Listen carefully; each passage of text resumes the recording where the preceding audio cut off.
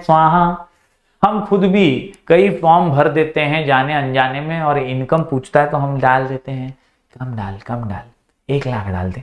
हाँ, एक काम कर, कम डाल, साल का पूछ रहा है, बहुत कम डाल। हेलो एवरीवन, मैं हूं जयेश राजगौर और स्वागत है आप सभी का इस नए इंटरेस्टिंग यूट्यूब वीडियो में। दोस्तों, हम पढ़ रहे हैं क्लास 12 का इकोनॉमिक्स न्यू सिलेबस, और ये है चैप्टर नंबर 7 का एक और महत्वपूर्ण वीडियो। दोस्तों, पिछले वीडियो में हमने theoretical difficulties of measuring national income पढ़ा था।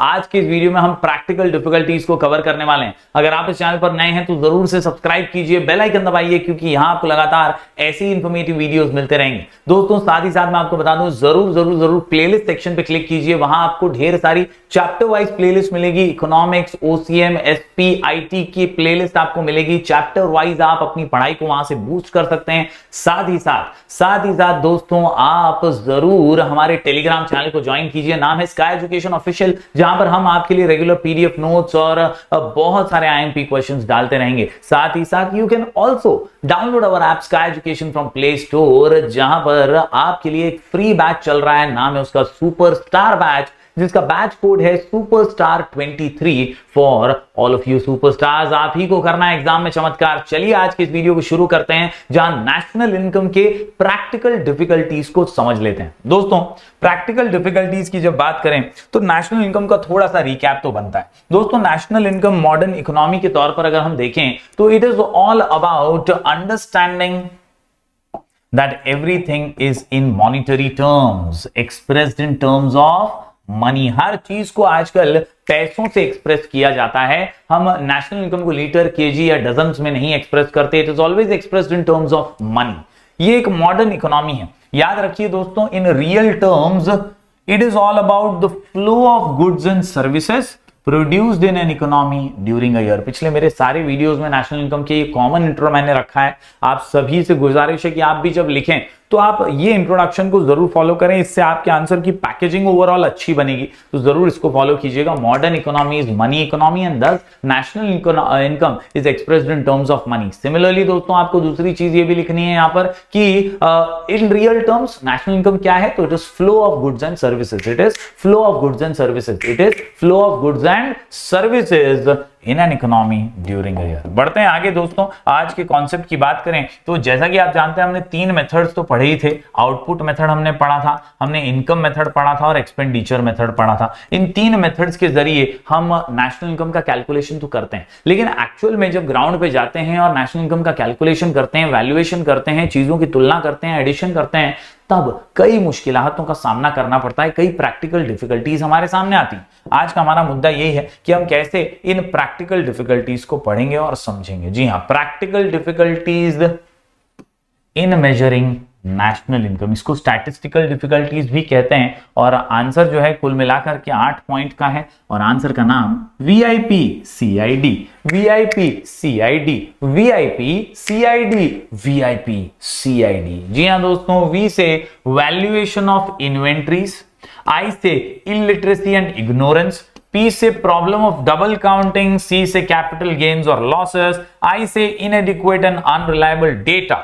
CID के अंदर 2 D आपको दिखाई देंगे। D से डेप्रिसिएशन, D से difficulties in classification of working population, और आखिर में existence of non monetize sector. बोले तो वीआईपी सीआईडी, वीआईपी सीआईडी। ये आसान सा आंसर है प्रैक्टिकल डिफिकल्टीज को दिमाग में फिट करने के लिए। प्रैक्टिकल डिफिकल्टीज वो स्टैटिस्टिकल डिफिकल्टीज होती हैं जो एक्चुअल में ग्राउंड पर देखी जाती हैं। थियोरेटिकल डिफिकल्टीज ये कॉन्सेप्चुअल हुआ करती हैं, लेकिन ये जो है डिफिकल्टीज ये एक्चुअल में ऑन फील्ड महसूस की जाती हैं। चलिए एक एक करके सभी जो डिफिकल्टीज हैं उन पर नजर डालते हैं और बारीकी से उन्हें समझ लेते हैं। सबसे पहले डिफिकल्टी की यहां बात करूं तो पहला डिफिकल्टी निकल करके आता है about valuation of inventories. Valuation of inventories, जो इंटरमीडिएट गुड्स हैं, जो रॉ मटेरियल्स, इनकी वैल्यूएशन का क्या।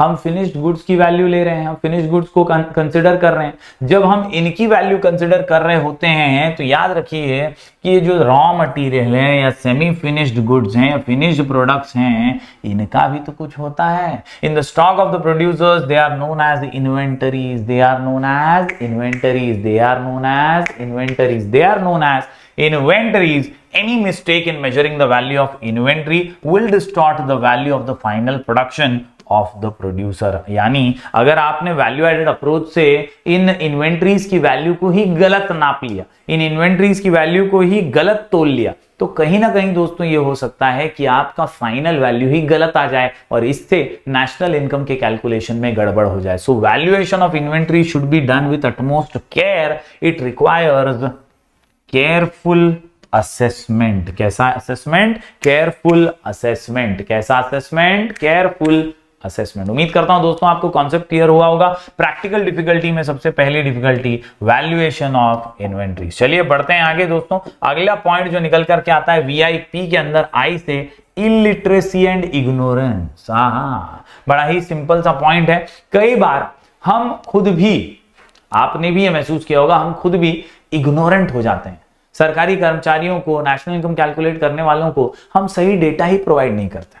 कई बार अनपढ़ लोग जो होते हैं, इलिटरेट जो लोग होते हैं, उनको उतनी समझ नहीं होती कि ये डेटा कितना जरूरी है और इसीलिए वो भी इसे इग्नोर कर देते हैं। तो इलिटरेसी एक डेवलपिंग कंट्री में और इग्नोरेंट नेचर इंसान का जो है वो भी एक बड़ी प्रैक्टिकल डिफिकल्टी बन करके सामने आता है। Due to ignorance and illiteracy, ये जो छोटे व्यापारी हैं, small producers, do not keep an account of their production. कोई हिसाब किताब है ही नहीं, एक हाथ दे एक हाथ ले, बस पैसा आया पैसा गया, पैसा आया पैसा गया। कोई अकाउंट थोड़ी मेंटेन करता है, छोटा व्यापारी है। So they can not give information about the quantity और वैल्यू ऑफ देयर आउटपुट। अपने आउटपुट की क्वांटिटी और वैल्यू का कोई एग्जैक्ट निचोड़ मिल ही नहीं पाता। बात करते हैं दोस्तों आगे प्रॉब्लम ऑफ डबल काउंटिंग। क्या? Problem of double counting.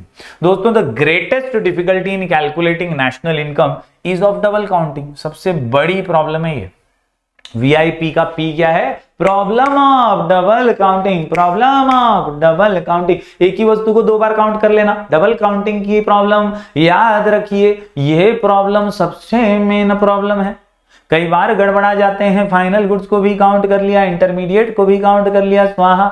यहां पर आपकी नेशनल इनकम ज्यादा दिख सकती है। It arises from the failure to distinguish properly between a final and an intermediate product. जब आप जो कैलकुलेशन कर रहे हैं और आप परख नहीं पा रहे हैं, आप पहचान नहीं पा रहे हैं कि फाइनल प्रोडक्ट कौन सा, इंटरमीडिएट कौन सा, तो ऐसे में आप गलती कर देते हैं और ये गलती भारी पड़ सकती है, नेशनल इनकम गलत आ सकता है। फॉर एग्जाम्पल, कई लोग आटे को भी जो यूज होता है बेकरी में, उसको इंटरमीडिएट गुड है वहां पर काउंट कर लेते हैं, लेकिन जब हाउस होल्ड में आता है तो फाइनल प्रोडक्ट बन जाता है, वहां पर भी उसको काउंट कर लेते हैं। तो कई बार एक बाम तीन काम झंडू बाम हो जाता है और अपना काम तमाम हो जाता है। नेशनल इनकम में कंफ्यूजन जरूर आता है और यही है practical difficulty in national income, problem of double counting. उम्मीद करता हूं दोस्तों वीआईपी आप समझे होंगे। चलिए बढ़ते हैं आगे। वीआईपी सीआईडी की ओर। सी से आता है कैपिटल गेन्स और लॉसेस। बड़ा ही जबरदस्त पॉइंट है। हमने कुछ खरीदा, जैसे कि हमने फ्लैट खरीदा, एक बिल्डिंग के अंदर मस्त हमने एक फ्लैट खरीदा। आज उसकी कीमत थी 25-30 लाख रुपए, 30 लाख रुपए फॉर एग्जांपल, और 5 साल बाद उसकी वैल्यू बढ़ गई। अब वो फ्लैट 40 लाख का हो चुका है, अप्रिसिएशन हो चुका है, मार्केट में भाव बढ़ गया और अपने फ्लैट की कीमत भी साला बढ़ गई है। दोस्तों ये कैपिटल गेन है। कई बार ऐसा होता है आपने मशीनरी लाई थी, अब मार्केट से वो मशीनरी का डिमांड ही खत्म हो गया, अब आपको जो प्रोडक्शन करना है अलग नई मशीनरी पे करना पड़ेगा, तो मशीनरी खरीदना नुकसान हो गया आपके लिए, लॉस हो गया, कैपिटल लॉस। तो कई बार ये कैपिटल गेन्स और कैपिटल लॉसेस भी एक डिफिकल्टी बनकर के सामने आते हैं। कैपिटल गेन्स और capital loss which accrue to the property owners by increase और decrease in the market value of their capital assets और changes in demand are not included in national income. इन्हें national income में include नहीं किया जाता। क्यों? Because these changes do not result from current economic activities, do not result in current economic activities, do not result from current economic activities। अभी की activity से थोड़ी हुआ है, पहले आपने खरीदा था, पहले का भाव बढ़ा है, तो कैपिटल गेन्स और कैपिटल लॉसेस को इंक्लूड नेशनल इनकम में नहीं करेंगे। वीआईपी सीआईडी के अंदर आई से इनएडिक्वेट अनरिलायबल डेटा, जो डेटा है वो सही है या नहीं इसकी कोई गारंटी नहीं है, स्वाहा। हम खुद भी कई फॉर्म भर देते हैं जाने अनजाने में और इनकम पूछता है तो हम डाल देते हैं कम डाल 1 लाख डाल दे, हाँ एक काम कर कम डाल, साल का पूछ रहा है बहुत कम डाल। हम कभी कभी ये फॉर्म्स जो भरते हैं उसमें सही डेटा डालते ही नहीं। तो नेशनल इनकम का डेटा जो सरकार के पास जा भी रहा है वो सही है कि नहीं, इसकी कोई गारंटी नहीं है। अनरिलायबल और इनएडिक्वेट यानी कम डेटा है। Adequate and correct data is necessary, बहुत जरूरी होता है। On production and cost data relating to crops, crop से रिलेटेड, फिशरीज से रिलेटेड, एनिमल हस्बेंड्री से रिलेटेड, फॉरेस्ट्री से रिलेटेड, फिर वो कंस्ट्रक्शन वर्कर्स की पगार हो उससे रिलेटेड या स्मॉल एंटरप्राइजेस से रिलेटेड, अलग अलग चीजों से रिलेटेड जो डेटा होना चाहिए वो सही और एक्यूरेट होना चाहिए, लेकिन नहीं हो पाता है। They are not available in developing country, हमारे जैसे डेवलपिंग कंट्री में अवेलेबल नहीं है। Besides this data on earned incomes, consumption and investment expenditure of rural and urban population are also not available. This does not reveal the actual size of national income. इससे हमें inadequate और unreliable data से कई बार हमें actual हमारी national income कितनी है वो नहीं पता चल पाता और प्रॉब्लम हो जाता है। दोस्तों उम्मीद करता हूं ये VIP CID का आपको आई भी समझ में आ गया होगा। दोस्तों आखिरी 2 पॉइंट्स अगर मैं यहां पर बताऊं डी से जो आते हैं वो है डी से डेप्रीसिएशन। इसके तो भैया बात ही ऐसी है कि डेप्रीसिएशन का कोई एग्जैक्ट जो है ना मेथड ही फिक्स नहीं है, कोई स्टैंडर्ड जो है वो रेट ही फिक्स नहीं है। हर कोई अपने अपने हिसाब से कैलकुलेशन करता है, हर कोई अपने अपने हिसाब से डेप्रीसिएशन की वैल्यूएशन करता है। And that is why my dear students depreciation refers to wear and tear of capital asset. क्या? Wear and tear of capital asset due to their use in the process of production. Due to their use in the process of production. There are no uniform, common or accepted standard rates of depreciation applicable to various capital asset. यानी हर कोई अगर अलग अलग amount of depreciation निकालेगा तो कैसा चलेगा? कोई स्टैंडर्ड रेट होना चाहिए। ये स्टैंडर्ड रेट होगा तभी तो खास तौर पर से नेशनल इनकम हमें स्टैंडर्डाइज्ड तरीके से पता चल पाएगी। लेकिन स्टैंडर्ड रेट्स ना होना, कॉमन रेट्स ना होना, एक्सेप्टेड स्टैंडर्ड्स ना होना, ये बहुत ज्यादा प्रॉब्लम क्रिएट करता है and makes it difficult to make correct deductions of depreciation. तो हम करेक्ट डिडक्शन डेप्रीसिएशन का नहीं कर पाते क्योंकि कोई स्टैंडर्ड रेट नहीं मिल पाता। उम्मीद करता हूं दोस्तों आपको ये पॉइंट समझा होगा। अगले पॉइंट की बात करें तो difficulties in classification of working population. क्या? क्लासिफिकेशन ऑफ वर्किंग पॉपुलेशन बहुत डिफिकल्ट है। किसान जो है वो सीजन में खेती कर रहा है, रेनी सीजन, मानसून सीजन के टाइम पे, लेकिन जब मानसून सीजन नहीं है तब क्या करता है? तब भी तो कुछ काम करता होगा।